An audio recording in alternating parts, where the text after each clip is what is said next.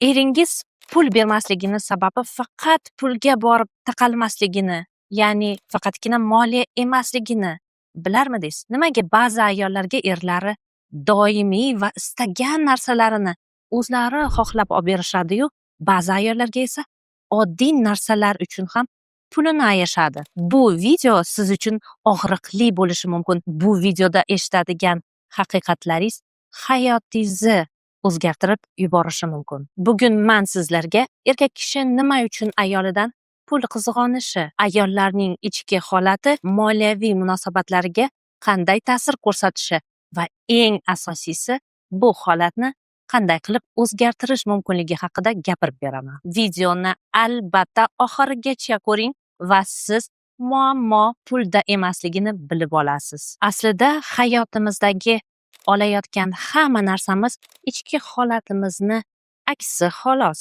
Aniqrog'i, hayotimizda hamma narsa bitta oddiy formulaga bo'ysunadi. U ham bo'lsa holat, fikr, hissiyot, harakat va natija. Ko'pchilik natijaga qarab yashaydi. Erim pul bermayapti deb o'ylaydi.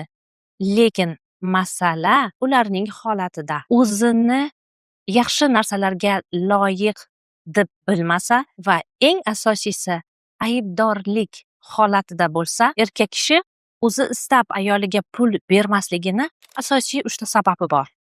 Birinchisi, ayol kishi o'zini qadrsiz his qilganda.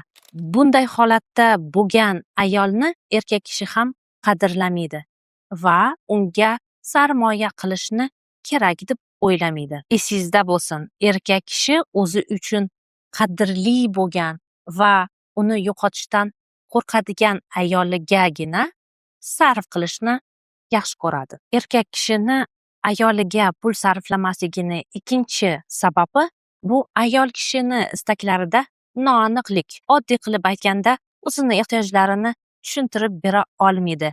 Erkak kishi esa aniqlikni yaxshi ko'radi va qachonki siz pul so'rashni bilmaganingizda, u sizni ehtiyojlaringiz yo'q deb o'ylaydi va o'zicha pul bermaydi. Va nihoyat 3-chi sababi ayol kishini o'zini o'ta va o'ta qadrsiz his qilishi. Bu narsa ayol kishini o'ta muhayyoligida bilinadi.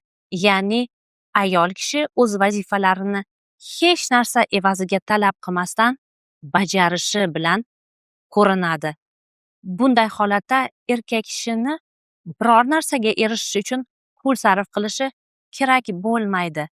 Tabiiyki, u pul sarflamaydi. Agar hayotimizni natijalarini belgilab beradigan formulaga qaytadigan bo'lsak, oilada pul berilmaydigan ayollar o'zgartirishga harakat qilishganda faqatgina hissiyotlari haqida, bu ularga og'riq berishi haqida gapirishadi va undan nariga o'tishmaydi. Bizni natijalarimizni eng avvalo bizni holatimiz belgilab beradi. Vaholanki, bizni holatimiz faqat ikkita bo'ladi. Bizga pul berishlari, bizni qadrlashlari va bizga o'zlari istab pul berishlari bizni mehr, muhabbat holatimiz doirasidagi natijalar bo'ladi. Maqsad aynan holatni o'zgartirish. Ikkinchi holat bu qo'rquv holati. Siz holatingizni mehr, muhabbat va uni eng yuqori ko'rinishi shukronalikka o'tkazganingizdagina siz istagan natijalar bo'ladi. Ya'niki, sizni turmush o'rtog'ingiz sizga o'zi istab va doimiy pul beradi. Xulosa qilib shuni aytish mumkinki, muammo pulda va hattoki eringizda ham emas, muammo sizni ichki holatingizda. Sababi bizning natijalarimiz, bizning holatimiz, fikrimiz, hissiyotlarimiz, harakatlarimiz oqibati. Aynan holatingizni o'zgartirmagunizcha siz boshqacha, ya'niki o'zingiz istagan natijani ola olmaysiz. Eringiz nimaga yopiqligi, sizga o'zi istab pul bermasligi yoki xasisligi va sizni qadrlamasligi sabablarini bilmoqchi bo'lsangiz, video ostidagi ilova orqali diagnostikaga yoziling. Video haqidagi fikrlaringizni albatta kommentariyalarda yozib qoldiring. Balkim aynan sizni fikringiz yoki qiziqtirgan savolingiz keyingi videolarimiz uchun mavzu bo'lishi mumkin. Keyingi videolarda ko'rishguncha xayr.